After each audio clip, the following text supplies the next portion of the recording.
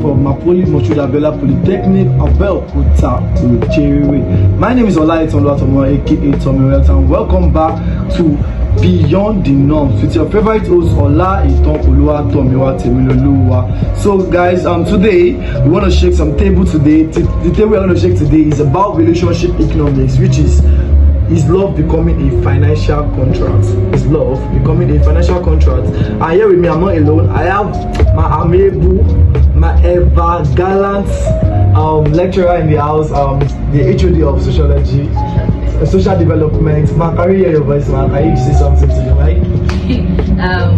Good morning, everybody. My name is Tommyrex. Nice speaking to everyone. All right, thank you very much, ma. So this morning, today's topic, like we said earlier, relationship economics, is love becoming a financial contract.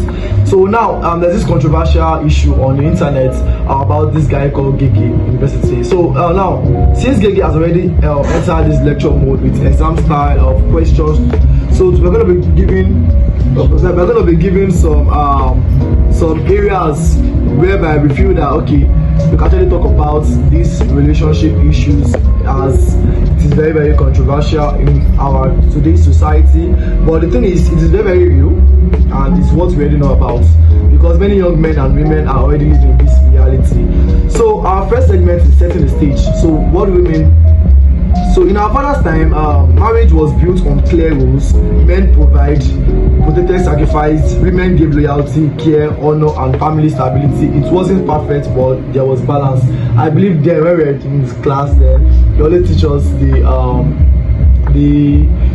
family tree, that's the sociology. That is, we have the father, the mother, and the children, and we all know the responsibilities of the father, the responsibilities of the mother, and the responsibilities of the children. That okay, we want errands for your family and all like that. So that has been the social trend that will be training us since from primary school till the higher education. So now today's script, we want to flip why men are still expected to provide. Because women are told that you don't need a man to cook, clean, or even raise the children. That you don't like, what I'm trying to put here now is that beyond the norms, we talk about something that is not ordinary, like something that is extraordinary, beyond the normal. So now, in our daily class that you take us, we used to say that okay, men are expected to provide because they are the breadwinner of the societal norms. But women are told that they are the only one that man should not cook, they should not clean the house, man should not even raise kids. So the question becomes, if men are still expected to sacrifice, what exactly do they receive in return? That is when men pay school fees for that child and also finding shelter and all like that. So what do they get in return? Because sometimes there's this controversial question that okay, if I marry you, what do you bring to the table? Somebody will say, I'm the table. As how? You are the table. So now let's look around. Boys grow up learning how to treat women, but ask yourself that who teaches women how to treat men? Boys grow up learning how to treat women, but we ask ourselves who teaches women how to treat men. So the conversation is almost forbidden, because most of the conversation about this gender-based issue, some people are always stereotypical, that they will be like, it's only man that has the right to pay school fees. You do not concern woman. Your own woman is just to cook. Okay. So now, the first question I want to ask, because I believe that this is where the imbalance begins. Because having this kind of mentality is actually one of the relationship. Because in relationship I am into, I'll be like, okay, this is 60-40, we are going to share the bills. This is 70-30 or 80-20. But in a relationship that you feel like, okay, you have this entitlement mentality, that the man is supposed to provide it. And recently there was this issue I saw on social media blog that a lady owns an apartment that they stay, and the husband is paying rent yearly to the same wife account, and he doesn't know that it's the wife that owns the property. So that is a lot. So now the question is, in our father's era, men provide and protected women. They gave loyalty, care, and family honor. But in today's world, men are still expected to provide, while women are told that they don't need men to cook, clean, or raise kids. So now the question I want to ask you, ma, is according to your own experience, is sponsoring partners through school? For example, I know you're a lady, but now as a lady, if a man actually sponsor you through school, or probably a man sponsor a lady through school, is it a profitable long-term investment, or a financial scam, or a social responsibility, or an act of love? Yes. Or either married. Yes, either married. Even married, yeah. Yes. Now, number one, the first word you use as being it an act of investment. I'm not going to. Let's not use the word investment. Do you understand? Let's not use the word investment. It's now looking like a economic contract. It's not looking like a transaction. Do you understand? Because if you put it as an investment, if I invest money in a business, I expect to have a profit. Do you understand? But our parents usually take us, they send us to so that I'm a let's not use that word. Okay. Let's not use the word investment. Because once you have an ideology of this is an investment, you expect to have, in fact, so even if when the person does something, doesn't bring the returns, it will not, like, let's just not use the word investment. Now, sending your partner to school, is it financial should more or less, I feel should more or less be like an act of love. Normally. An act of love. Do you understand? Normally should be an act of love. Not more. Let's say more or less like an act of love, and probably social responsibility, but should be more or less an act of love. Do you understand? You should always want to see your partner grow. Love should be unconditional. Do you get? Love should be unconditional. She should be like a balance between two of you. Now, like they always say, it takes two to tango. Okay. One person cannot just walk in. If I'm growing in a relationship, I expect my partner to also grow. So if I have the capability to make you grow, to make you work out, to make things also work out for you, I should be able to, and it should not be just one-sided. Do you understand? It should not just be the man doing it. Okay. It should also be the woman also doing it. It should be exactly. It should be best. Alright, so Gege even says training a woman through school can sometimes feel like a financial risk. What do I mean by that? Because many men have sponsored girlfriends only to watch them move on after graduation. Whether you agree or not, it's a real issue people whisper about every day. That a lot of ladies sponsor them. Usually this our generation. You see those that are doing FID now. Some of them, some guys pay their hair. Let me ask you a question. Why should it be compulsory? I don't think it should be a compulsory act. Because they feel entitled. You're not using the word. It should not be a compulsory. It should not be something should be compulsory for a man. And the person you are dating. Don't you have parents? Alright, so basically before we go to the second segment, we're going to go on a short break. When we come back, we're going to be shedding more light on this topic, beyond the norms. Alright, ladies and gentlemen, welcome to Beyond the Norms. It's Olaitolu Atomwa, aka Tommyrex, on Mapodi Radio 99.7 FM. So today we're going to be giving an insight about real life angles and stories of our listeners. That we're going to break into some examples. For example, somebody said a guy spent years sponsoring his girlfriend, paying school fees, buying food, helping our family. Then just when things should get serious, she leaves him for another man. For him, it feels like a wasted investment. Before I allow our guest speaker to shed more light on this issue, I'm going to give a second example. Second example is a lady insists that if a man can't provide, he has no business being in a relationship. For her, love without financial stability is useless. So we have two clashing truths.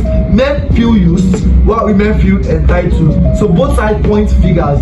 What is your own stand, man? Okay, I think this is what I would say.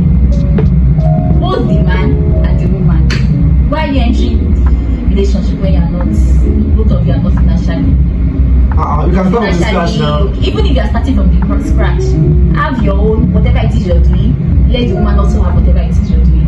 Do you understand? Whatever demand, I'm not saying like it has to be something financially, something that is very, very large, or more like the person has enough, more money, or the other person has. At least you have something. Let there be financial independence on your own side as a man, and also a woman. Not someone already has. When you start having that mentality that I cannot enter the relationship, I can't enter a relationship without what did you say again? Without the man. Without financial stability, man. Right? I mean, you've already put all your all on that person, on that particular person. Do you understand? You put your all on that particular person. So whatever happens even in that relationship, whether the person is toxic, the person is violating you, you won't be able to come out because the only thing that is there after is just the person's money. Do you understand? It's just the person's There are some areas I would like to touch, but I don't want to touch them because it's going to divert back us to different angles because this topic is very, very broad. Because now we have issues of younger ladies marrying older men.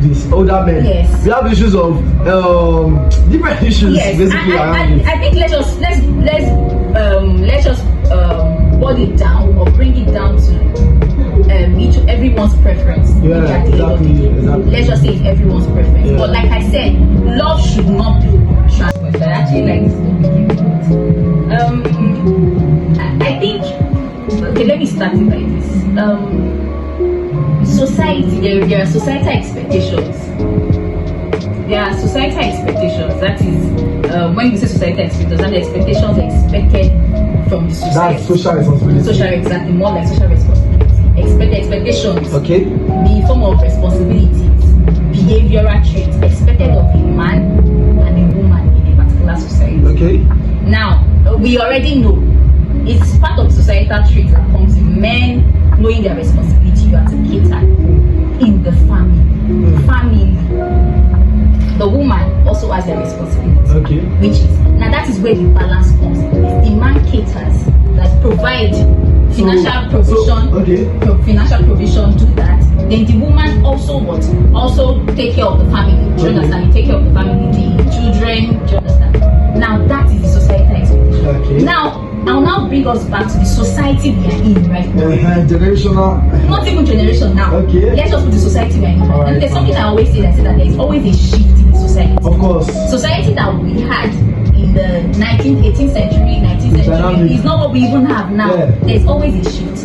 Now, the shift in the society right now does not fully empowers the societal norm that was in place before, where the man is only expected to, do you understand? Yeah. And the woman is given. Now the society has shifted. There's a change. The economic situation of the society has changed.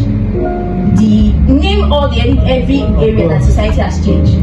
Let's use Nigeria as an example.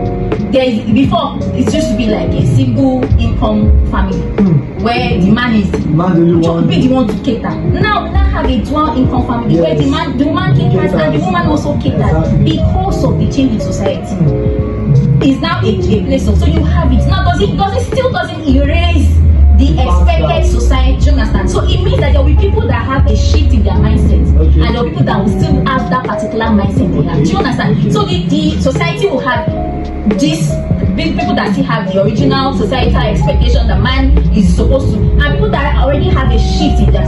Someone like me, if I'm married, if I'm in a relationship, I don't attend. In fact, I expect to have my own money. Of course. Have your own money. Of course. Do you understand? Have my money. I don't see how your money will fully cater for my needs. Of course. It's not possible because there will be some things I want to get, so I need to do that. Yes, I don't even believe in my money. There's this peace, there's this joy. Even there's this joy that comes with spending your own money. Do you understand that? So, coming back to the question you asked, if financial, can you repeat that? Alright, now the question is, according to your own experience, sponsoring partner through school, is it a profitable long-term investment, or a financial scam, or a social responsibility, or an act of love and employment? So now the reason why I'm talking about this here, because it's one of the first steps, or public courtship, because one of the first steps before you go into marriage, and it's very essential for us to talk about this, because a lot of people are listening to us right now. I believe they need to get this very, very important, because beyond the social media controversies of gay games, some of them are not doing this for content, but some people are taking it serious. So now let's talk about marriage itself. Is it a partnership or a religious duty, or in gay gays world a financial scam? Because now the question is, gay believes that marriage is a partnership of equal, or a religious duty, or a financial scam, a good investment. This marriage is a good investment, a financial scam, a religious duty, a partnership of equals. Marriage. I think let me not use any of the. I'm not saying any of the terms you said now is not correct. Okay. Totally correct. But I think let me use this. Let me just say it like this. The perception of marriage, the perception of marriage has to come from the individual itself. Okay. Why are you entering into this relationship, into this marriage? Why are you entering? Why do you want to get married? Okay. Do you understand? Why do you want to get married? Yes, religion expects us to get married. Culturally, society expects you to also get married. Do you understand? But individually, why are you entering into this into marriage. Should be before anybody goes into marriage, that should be the first thing that comes in. Why do I want to get married? Are you married? Are you mentally ready? Are you financially ready? There's a whole lot of box to tick before you can even say. Do you understand? So probably we'll have our second episode on this because we're about to round up. Our time has fast spent. So the truth is, the boy child is not taught how to handle this world. He's told to provide, protect, stay strong, and don't complain. But when he falls, no one wants to catch him. Like I said earlier, at the same time, many women feel society owes them provision without asking what they must also bring to the table. So one of the questions we actually threw on air was, one of the questions I threw online is that in our father's time, women were known to depend fully on their men, provide and support their household. Only also some of them believe that they only marry rich men. Instead of our grandpa, they marry like 3 to 4 wives. Then also some women also are told to avoid financial responsibilities. Like you see some women, they already pay the school fees of the child. You still be asking the father that to some whole school fees. They have not paid the school fees of the child, just to have extra in their pocket. So yeah, the challenge to you is if love become nothing more than a business contract, then marriage still becomes an office, not a home. So masculinity is not toxic, it is necessary because femininity is not also weak. It is powerful, but there must be a balance. So can we rebuild a culture where love is partnership as a financial scam? Because he said when you look closely, it isn't about how some people see it. That is, divorce cases often end with men losing half of their property. You see some footballer like Hakimi now, his wife wanted to get divorced. It still also depends on the society. Yeah. You know, it still depends on the society. Okay. The Hakim you mentioned, I don't think he's in Nigeria, right? Yes. Even Ronaldo, even this guy from in Nigeria, I know in Nigeria, even as much as the law does not. Doesn't let me not be biased, but more or less doesn't favor women. Okay. So let's just maybe in other societies it's easy for them to. All right. So now we are not talking about only Nigeria actually. So all about the world. Okay. Yeah. So now some men avoid marriage completely because the risk is too high. That is other jumping, but they quietly resent one-sided expectations. They have this kind of expectation that they feel like, let me just see how it goes. So money is not evil actually, but when money becomes the foundation of love, trust begins to fade. That is when relationship turns into employment, where one person pays and the other person gets paid. So the other segment we're going to be going into is an interactive segment. So if you are listening to us right now, you can send me a WhatsApp voice note or a comment on my social media page where we release this recap, or probably you can call in 09024390556 to contribute on this program on Mapoli Radio 99.7 FM on Beyond the Norms. So the question is, do you believe love is still genuine today, or has it become a financial contract where one person invests and the other person reaps? For the guys, have you ever felt used financially in a relationship? Or for the ladies, do you believe it is a man's duty to provide no matter what? Even though you are earning 100,000, the husband is earning 50,000 naira, is it the duty of the man to still provide to your expectation? So I would like to take some of these responses. So before we round up, I want to thank you for those powerful takes, that like those people that actually send in their comments before the show. Some of you say love is still real, others says it is not, it is now strictly business. The truth is both reality exists side by side.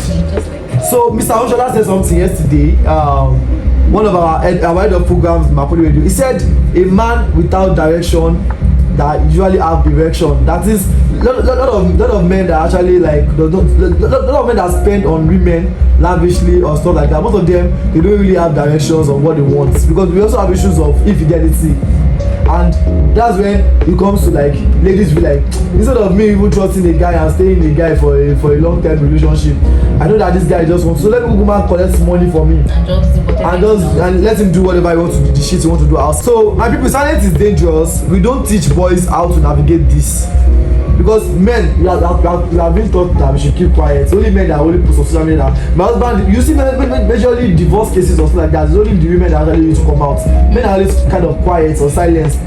So I get this story why men cry.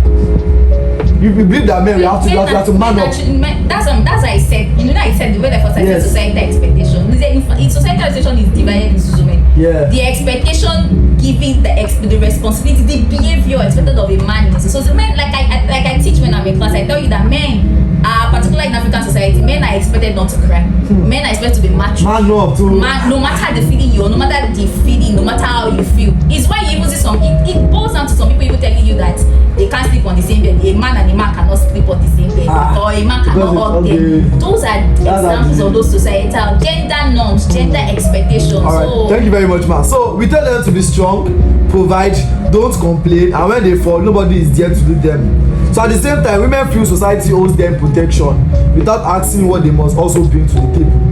If this continues, more men will pull away because more women will be frustrated and society will keep breaking down. Because now in societal settings now we have the issue of this gay university that a lot of men, you see some ladies are breaking their husband phone because they're listening to the guy is giving them orientation back to back. So masculinity is not toxic, it is necessary because femininity is not weak also, it is essential. But the two must be balanced, not complete. They should not compete. If love becomes pure, economies will also lose. So back to the question I want to be asking you. So we already said earlier that which you gave us a wonderful answer, which is according to your experience sponsoring partner through school. We said is a social ability and also an act of love. So the second question on the second segment I would like to go back to is many young guys says that they sponsor their girlfriend, they pay fees, buy food, and even support the family only for her to move on after graduation. They call this kind of relationship as employment. So meanwhile, ladies argue that if a man can't provide, he is not serious. Now the question is, which best describe relationship as employment? Which of these options I'm going to give you describe relationship as employment? That is it when love is free of money, or when a woman dates mainly for financial support, or when couples share equal bills, or when men refuse to spend? Which of it is which of these best describe relationship as employment? As employment, okay. When please repeat the when love is free of money, okay. When a woman dates mainly for financial support, okay. Or when couples share equal bills, and when man refuse to spend? Employment. I think it should be when a woman depends on for a man, mainly for financial support. Exactly, because it's more like he's employing you and he's paying you. And the funniest part is that I believe that to me, I believe that it's a kind of a financial employment because, for example, now if you marry to a poor family, they're called the less privileged family, you understand? Yeah. So because of the kind of settings you guys meet, so you end up probably you're the one that is goofy in the father's house. Okay. You're the one that is sponsoring the wife, the junior brother. I really don't even see really do not see anything wrong in that. Do you understand? Of course. It still boils down to love, unconditional love still even revolves around this thing you mentioned. Okay, so it is only when it is not reciprocated. If it's just one-sided, that's a transaction now. It's just like you're the one giving. See, relationship is actually give and take, but the give and take in the relationship is in different segments. Give and take in terms of love, financial. You show. It's when people tell you that what's your what they call love language.